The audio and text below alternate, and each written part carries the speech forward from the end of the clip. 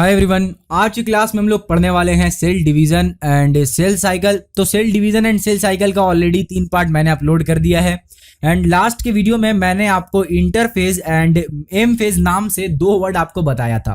कौन कौन सा वर्ड था भाई?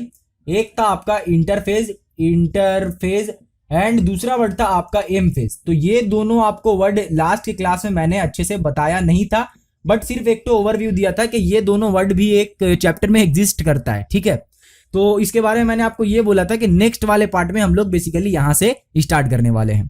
तो आप लोगों को पता ही होगा कि आज कहां से स्टार्ट करेंगे। आज स्टार्ट करेंगे इंटरफेज एंड मेटाफेज से कि इंटरफेज क्या है एंड मेटाफेज क्या है। तो बेसिकली मैं थोड़ा सा आपको पिछला क्लास का एक थोड़ा सा रिवीजन करवा दूं कि सबसे पहले हम लोगों ने जानना है यहाँ पे कि सेल साइकिल क्या है। तो सेल साइकिल में मैंने आपको बताया था कि एक सेल जो है वो बॉर्न होता है एंड देन बॉर्न होने के बाद वो ग्रो होता है, ग्रो होकर मैच्योर होता है, मैच्योर होकर मदर सेल बनता है एंड एट लास्ट डिवाइड करके वो 2 डॉटर सेल में कन्वर्ट हो जाता है। दैट्स इट, यही था हमारा सेल साइकिल। अब सेल साइकिल के अंदर मैंने आपको बताया था कि 2 फेज होता है, एक होता है आपका इंटरफेज एंड एक होता है आपका एम फेज। एम फेज को आप यहाँ पे एक हो गया इंटरफेज एंड एक हो गया आपका यहाँ पे बेसिकली एम फेज। तो 2 फेज यहाँ पे आपका हो गया।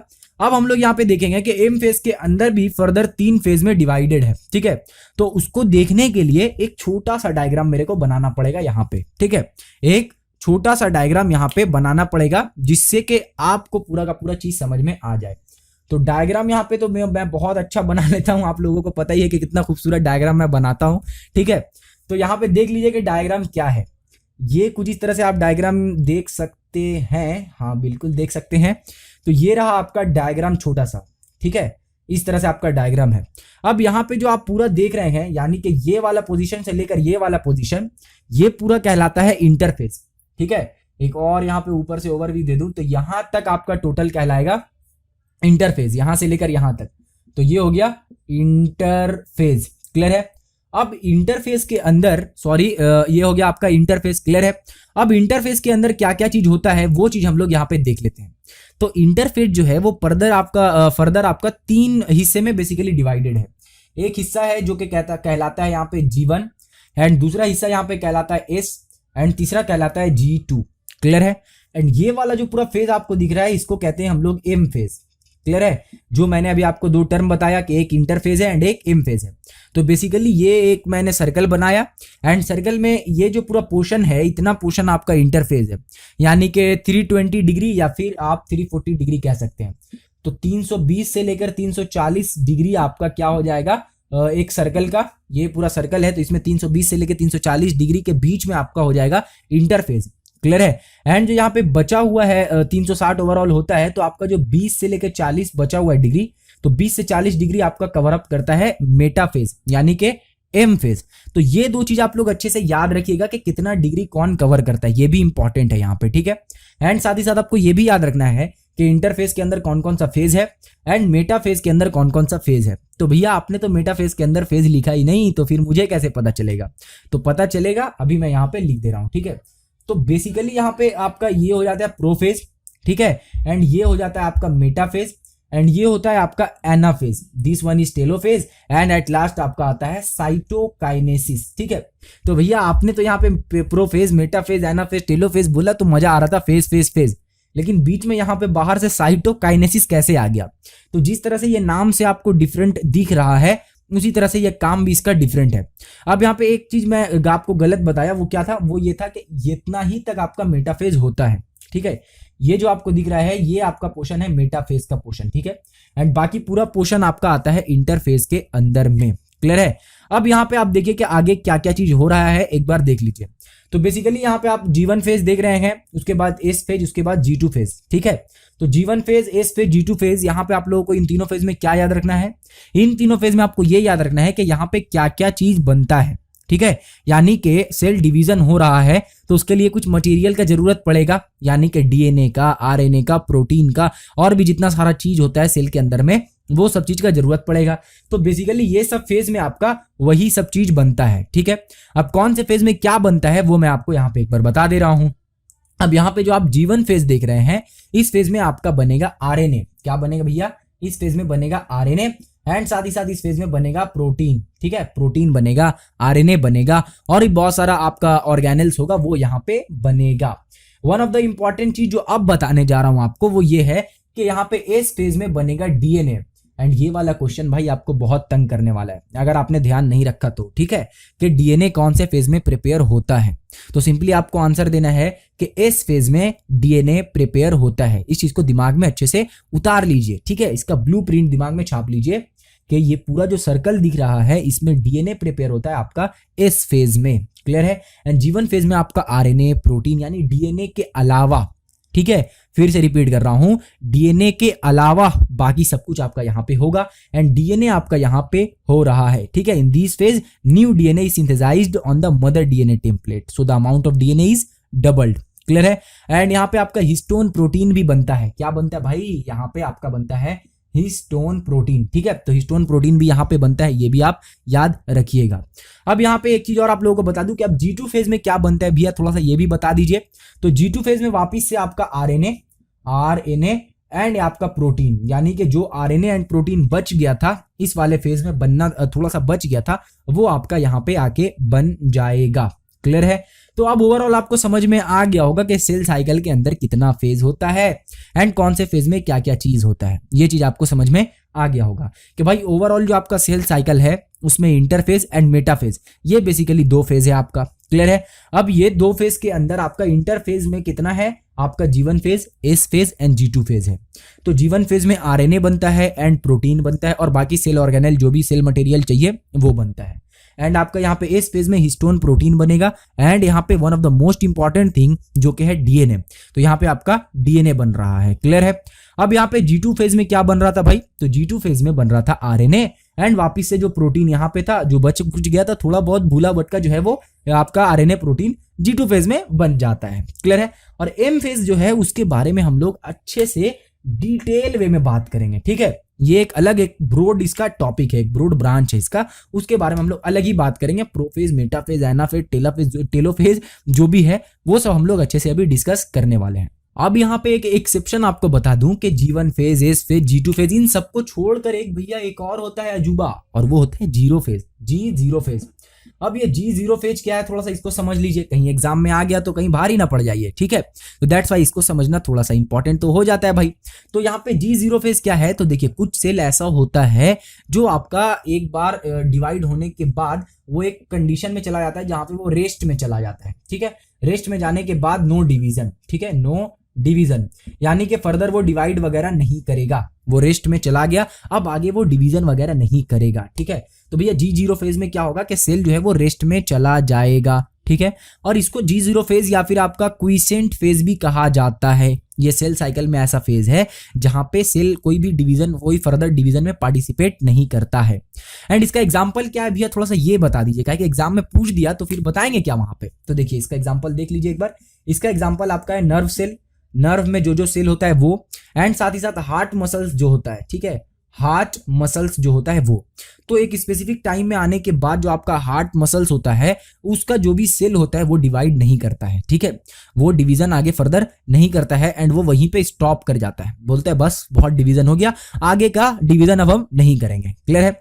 अब बात करते हैं कि ये जो पूरा सेल साइकिल है वो कितना टाइम ले सकता है भाई, एक सेल साइकिल कंप्लीट होने में कितना टाइम ले सकता है। तो देखिए ये आपका 1 मिनट में भी हो सकता है, 2 मिनट में भी हो सकता है और 1 साल में भी हो सकता है। तो स्पेसिफिक यहाँ पे आपका कोई टाइम नहीं है, ठीक है। हाउएवर अगर एक फास्ट डिवाइडिंग मैमिलियन के बारे में बात करते हैं, एक फास्ट डिवाइडिंग सेल के बारे में बात करते हैं, तो अप्रोक्सीमेटली 24 आवर्स लगता है, अप्रोक्सीमेटली 24 आवर्स लगता है। बट अगेन यहाँ पे मैं आपको एक चीज वापिस से याद दिला दूं कि आपका वो 1 साल भी लग सकता है कोई सेल को आपको डिवाइड करने में। बट यहाँ पे मैं बता रहा हूं कि अप्रोक्सीमेटली अगर फास्ट डिवाइडिंग मैमिलियन सेल रहा तो कितना टाइम लगेगा। क्लियर है। तो आई होप सो जो मैंने आपको यहाँ पे बताया है वो सब चीज आपने कॉपी में अच्छे से नोट डाउन कर लिया होगा, क्योंकि पहली क्लास से यानी कि बहुत दिन पहले से मैं आपको ये बोलता चला आ रहा हूं कि अपने साथ कॉपी और साथ ही साथ पेन लेकर बैठिएगा, ताकि जो भी मैं समझाऊंगा उसको अपने तरीके से लिख लीजिएगा, जिससे कि आपका रिवीजन के दौरान बहुत ही ज्यादा आसानी पड़ेगा या फिर आपको बहुत ज्यादा इजी हो जाएगा रिवीजन के टाइम में, ठीक है। तो भैया इसको थोड़ा सा कर देते हैं अब इरेज, एंड इरेज करके अब थोड़ा सा फर्दर आगे बढ़ते हैं एंड देख लेते हैं कि आगे क्या क्या चीज है, ठीक है। तो इसके बाद जो आपका चीज आता है ना भाई कि ये इंटरफेस वगैरह आप लोगों ने पढ़ लिया, अब इसके बाद आपका एक चीज आता है और वो क्या है, वो आपका यहाँ पे आ जाएगा कि types of cell division. But types of cell division में जाने से पहले आपको एक बहुत ही इंपॉर्टेंट सा चीज बताऊंगा मैं। वो क्या है? वो ये है कि आपका इसके अंदर चेक पॉइंट भी होता है, यानी कि जो आपने एक सर्कल अभी देखा था उसके अंदर एक चेक पॉइंट भी होता है। तो भैया चेक पॉइंट क्यों? टेररिस्ट अटैक करने वाला है क्या सेल के अंदर? तो नहीं, टेररिस्ट अटैक नहीं करेगा, बट हो सकता है कि कोई गड़बड़ हो जाए बीच में, ठीक है। एंड अगर गड़बड़ हो गया तो भाई अगर बॉडी के अंदर कुछ भी कहीं पे भी छोटा सा भी गड़बड़ हो गया तो आपका जान मतलब चला जा सकता है, आपके जान के ऊपर खतरा है। दैट्स वाई यहाँ पे जो सेल डिवाइड करता है ये पूरा का पूरा सर्कल में, तो ये पूरा सर्कल में जो है वो आपका लगा रहता है क्या? इस पूरे सर्कल में लगा रहता है आपका चेक पॉइंट्स लगा रहता है। एंड उस चेक पॉइंट का काम क्या रहता है भाई? अच्छे से सुनिएगा एंड इसको नोट डाउन कीजिएगा, ठीक है। तो उस चेक पॉइंट का काम ये रहता है कि जो भी सेल आपका मटेरियल को प्रिपेयर कर रहा है क्या वो ओरिजिनल क्वालिटी का है, क्या उसका क्वालिटी इतना अच्छा है कि जो नया सेल बनेगा वो अच्छे से ग्रो कर पाएगा। क्लियर है? ये चीज देखता है ये। क्लियर है? तो भैया कुछ इंसान जैसे हम लोग करते हैं चेकिंग वगैरह, वैसे ही यहाँ पे अंदर में भी चेकिंग चल रहा होता है, लेकिन आपको पता नहीं चलता है, ठीक है। तो अंदर में कैसे चेकिंग करेगा? अंदर में चेकिंग करेगा प्रोटीन और एंजाइम्स के मदद से। अब कौन सा प्रोटीन यहाँ पे यूज हो रहा है भाई? तो प्रोटीन जो यूज हो रहा है उसका नाम है, एक प्रोटीन मैं बता रहा हूं जो कि बुक में दिया हुआ है, और वो प्रोटीन है साइक्लिन। तो ये प्रोटीन आपका यूज होता है कहाँ पे? चेक पॉइंट के पास में। तो चेक पॉइंट में ये प्रोटीन रहता है। भैया थोड़ा सा एंजाइम के बारे में बता दीजिए कि कौन सा एंजाइम जो है वो यूज होता है। तो यहाँ पे एंजाइम एक बता रहा हूं, उसका नाम है CDK। अब CDK से तो आपको पूरा कंप्लीट समझ आएगा नहीं, तो इसका फुल फॉर्म तो लिखना पड़ेगा ना भाई। तो फुल फॉर्म क्या है? Cyclin dependent kinase. Cyclin dependent kinase, ठीक है, KINAS काइनेस। क्लियर है? तो भैया यहाँ पे प्रोटीन और एंजाइम आपको पता चल गया कि चेक पॉइंट के पास कौन कौन सा होता है। अब थोड़ा सा आप ये बताइए कि कौन कौन से बॉर्डर पे जो है वो ये सब मतलब कौन कौन से बॉर्डर पे ये चेकिंग वगैरह होता है। थोड़ा सा हमको ये भी एक नॉलेज दे दीजिए ताकि पता चल जाए कि कहाँ कहाँ पे चेकिंग होगा। तो भैया चेकिंग होता है G1 एंड S के बीच में, यानी G1 फेज से जैसे ही सेल सब कुछ तैयार करके अब आगे बढ़ रहा है वैसे ही यहाँ पे आ गया है भैया चेक पॉइंट। भैया जल्दी जल्दी चेकिंग कराओ, क्या लेकर जा रहे हो? अब यहाँ पे चेकिंग होगा। चेकिंग होने के बाद ये पहुंचेगा आपका S फेज में। क्लियर है? तो G1 और S इन दोनों के बीच में एक चेक पॉइंट है, अच्छे से, ठीक है। यहाँ पे मैं फनी वे में बता रहा हूँ, बट आप ज्यादा फनी मत होइएगा, ठीक है। आपको थोड़ा सा सीरियस वे में जानना है यहाँ पे कि इन दोनों के बीच में क्या हो रहा है भाई। इन दोनों के बीच में है चेक पॉइंट, एंड वो चेक पॉइंट आपका G1 एंड S के बीच में, ये आपके दिमाग में आ जाना चाहिए। अब बात करते हैं कि एक और चेक पॉइंट होता है। सिर्फ एक चेक पॉइंट से यहाँ पे काम नहीं चलेगा, यहाँ पे 2 चेक पॉइंट होता है। एंड दूसरा चेक पॉइंट यहाँ पे होगा भाई, दूसरा चेक पॉइंट होता है आपका G2, ठीक है। अब G2 में क्या हो रहा है कि आपका DNA वगैरह तो बना लिया, एंड बनाने के बाद सेल जो है वो उछलता कूदता आगे बढ़ रहा है। अब तो भाई डिवाइड होने से कोई नहीं रोक सकता है। अचानक से यहाँ पे आता है check point, and check point आता है तिलिंग तिलिंग तिलिंग, ठीक है। अब चेक पॉइंट क्या करेगा भाई? चेक पॉइंट चेक करेगा कि कैसा यहाँ पे जो बनाकर लेकर आ रहा है उतने दूर से, क्या वो प्योर क्वालिटी का है, क्या वो आपका स्पेसिफिक जो बनना चाहिए वही बना है, जितना अमाउंट में भैया आपको 0.001 ग्राम प्रोटीन चाहिए था तो क्या उतना ही बना है या 0.002 ग्राम बन गया है, ठीक है। तो ये सब चीज यहाँ पे चेक करेगा। अगर चेकिंग में पास हो जाता है तब ये पहुंचता है M फेज में, एंड M फेज के बाद जैसे नॉर्मल चलता है वैसे नॉर्मल चलेगा। तो ये चेक पॉइंट जो है इंपॉर्टेंट है और बहुत ज्यादा इंपॉर्टेंट है, तो इसको अच्छे से आप लोग याद रखिएगा, ठीक है। यहाँ पे आप चेक पॉइंट के बारे में थोड़ा सा भी यहाँ पे चेक पॉइंट आप लोग भूलिएगा मत, ठीक है। तो चेक पॉइंट को अच्छे से याद रखिएगा। बेसिकली चेक पॉइंट में ओवरव्यू यही था। अब बात करते हैं एक चीज और, वो क्या है भाई? वो ये है कि चेक पॉइंट का अगर लॉस हो गया बाई चांस, ठीक है, मान लीजिए कि बाई चांस अगर चेक पॉइंट का लॉस हो गया तब क्या होगा? तो तब वही होगा जो बॉर्डर पे अगर चेकिंग लॉस होता है तो क्या होगा? तो टेररिस्ट जो है वो अटैक कर सकता है। इसी तरीके से अगर यहाँ पे सेल साइकिल में अगर यहाँ पे चेक पॉइंट के पास कुछ मिस्टेक हो गया तो क्या हो जाएगा? अगर यहाँ पे लॉस ऑफ सेल साइकिल, या फिर यूं कह सकते हैं loss of control of cell cycle, control of cell cycle. तो अगर सेल साइकिल को कंट्रोल नहीं कर पाया गया तो क्या होगा? साइकिल, ठीक है। तो अगर सेल साइकिल को कंट्रोल नहीं कर सके तो भैया सेल जो है वो बहुत ज्यादा स्पीड में बढ़ने लगेगा। एंड आप सबको पता है कि अगर सेल जो है बहुत ज्यादा बढ़ने लगा तो ट्यूमर हो सकता है। अब कुछ स्टूडेंट बोल रहे होंगे भैया नहीं मुझे बता दीजिए ट्यूमर किस चीज को बोलते हैं, मुझे नहीं पता। ट्यूमर नाम तो बहुत सुना है बट ट्यूमर होता क्या है ये नहीं पता है।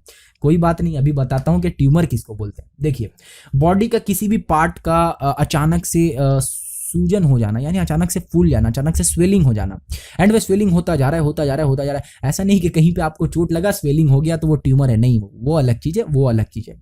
ट्यूमर किस लिए होता है? ट्यूमर होता है कि आपका मान लीजिए कि ये छोटा सा डब्बा है, ठीक है, एंड ये छोटे से डब्बे में 10 सेल का कैपेसिटी है, ठीक है, इसके अंदर 10 सेल से ज्यादा नहीं होना चाहिए। एग्जांपल दे रहा हूं, अगेन इसको सीरियस मत लीजिएगा, सिर्फ समझने के वे में, ठीक है। अब आप एग्जाम में वहां पे पूछा गया कि भैया ट्यूमर क्या है, तो वहां पे लिख कर आ गया एकदम बड़े बड़े अक्षर में कि भैया डब्बा बनाइए और उसमें 10 तो सेल हटेगा, एंड आगे का भैया जो एक्सप्लेन कर रहे हैं वही वाला उतार देंगे। नहीं, ऐसा नहीं होगा, ठीक है।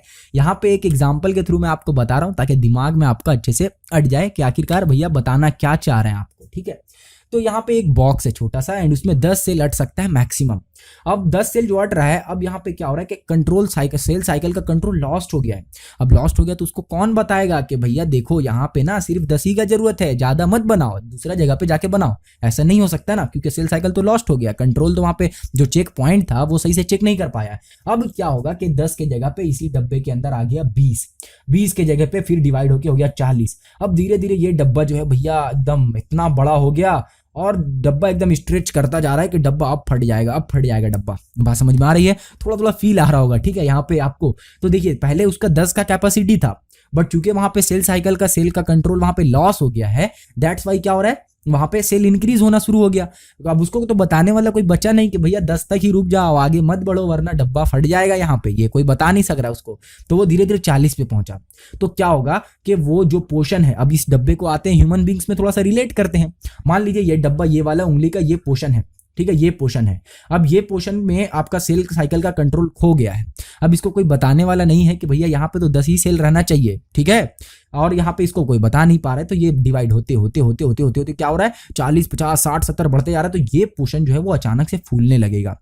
एंड वो क्यों फूल रहा है? वो फूल रहा है आपका सेल डिवीजन के कारण, ठीक है, क्योंकि वहां पे सेल साइकिल का कंट्रोल लॉस हो गया है, उसको कोई रोक नहीं पा रहा है। दैट्स वाई वहां पे फर्दर डिवीजन होते होते होते होते तो वो बहुत ज्यादा फूलने लगा है, एंड फूलकर फट भी सकता है, ठीक है। जिस तरह से बॉक्स में आपका सेल नंबर बढ़ते बढ़ते बढ़ते तो बॉक्स क्या हो जाए, अचानक से फट जाएगा, इस तरह से ये भी फट सकता है। क्लियर है? तो भैया इसको कहेंगे ट्यूमर। अब यहाँ पे बहुत हो गया भैया थ्योरी, प्रैक्टिकल बात है, थोड़ा सा थ्योरी में हम लोग एंटर करते हैं। तो ट्यूमर का मतलब क्या हुआ? Unnatural swelling of any part of body, या फिर any body part, unnatural swelling of any body part, उसको हम लोग कहेंगे ट्यूमर। अब देखिए ट्यूमर तक तो ठीक था, ठीक है, ट्यूमर तक तो ठीक था। इसके आगे जिसका एंट्री होता है उसका नाम सुन के भी आप डर जाइएगा, एंड वो है कैंसर, ठीक है, वो है कैंसर। तो भैया ट्यूमर तक ठीक था, बट अब आ गया है कैंसर। अब कैंसर कैसे हो सकता है वो देखिए। कैंसर में बेसिकली क्या होता है, सिमिलर चीज कैंसर में भी होता है कि एक स्पेसिफिक बॉडी पार्ट जो है वो फूलने लगता है, स्वेलिंग होने लगता है। बट अगर ट्यूमर हुआ, देखिए दोनों का डिफरेंशिएशन देखिए, ट्यूमर एंड कैंसर का, ठीक है, कंफ्यूज मत होइएगा। अगर ट्यूमर रहा तो वो क्या होगा, अगर वो ट्यूमर रहा तो जहां पे हो रहा है बस वहीं पे वो रहेगा, ठीक है। लेकिन अगर कैंसर रहा तो वो स्प्रेड होके आगे को बढ़ जाएगा। यानी अगर आपके फिंगर में ट्यूमर हुआ था तो अगर वो कैंसर वाला ट्यूमर था तो वो फिंगर से बढ़कर यहाँ आएगा, ऐसे ऐसे ऐसे करके पूरा बॉडी पार्ट में फैल जाएगा। तो कैंसर बेसिकली क्या हो जाएगा, फैलने लगेगा। इसीलिए यहाँ पे आपका ट्यूमर को दो अलग अलग ब्रॉडली कैटेगरी में डिवाइड कर दिया गया है। एंड वो दोनों जो कैटेगरी है वो क्या है, एक आपका है बेनिग्न ट्यूमर, क्या कहलाता है, benign tumour, BENIGN, benign tumour कहलाता है। एंड दूसरा जो है वो आपका कहलाता है मैलिग्नेंट ट्यूमर, ठीक है, मैलिग्नेंट ट्यूमर कहलाता है। अब यहाँ पे जो बेनिग्न ट्यूमर है एंड जो मैलिग्नेंट ट्यूमर है तो इसको कहते हैं नन कैंसेरियस, एंड इसको कहते हैं कैंसेरियस, मतलब इससे कैंसर नहीं होगा और इससे कैंसर होगा। यानी कि अगर बेनिग्न ट्यूमर होगा तो भैया वो नन कैंसरस ट्यूमर है, वो ठीक हो सकता है तुरंत। बट अगर कैंसरस ट्यूमर हो गया, यानी कि अगर मैलिग्नेंट ट्यूमर हो गया तो भैया ये बहुत ज्यादा डेंजर हो चुका है, ठीक है। अब यहाँ पे बात करते हैं कि कैंसर सेल जो होता है वो पूरे बॉडी में स्प्रेड कर जाता है, एंड जो बॉडी में स्प्रेड कर रहा है उसको हम लोग कहते हैं मेटास्टेसिस, ठीक है, मेटास्टेसिस। अब ये स्पेसिफिक वर्ड यहाँ पे लिखाने का क्या जरूरत है भाई, तो आपको पता है कि भैया कोई वर्ड ऐसे नहीं लिखाते हैं। ये वर्ड लिखाने का मतलब है कि ये इंपॉर्टेंट वर्ड है, ठीक है। तो इसको जल्दी से नोट डाउन कीजिए कि जब कैंसर सेल पूरे बॉडी में, यानी कैंसर सेल जो है वो स्प्रेड कर सकता है अपने ओरिजिन से दूसरे तरीके में, यानी कि ओरिजिन हुआ था फिंगर पे बट वो स्प्रेड करके बॉडी के कोई भी पार्ट तक पहुंच सकता है, एंड उसको कहते हैं मेटास्टेसिस। क्लियर है?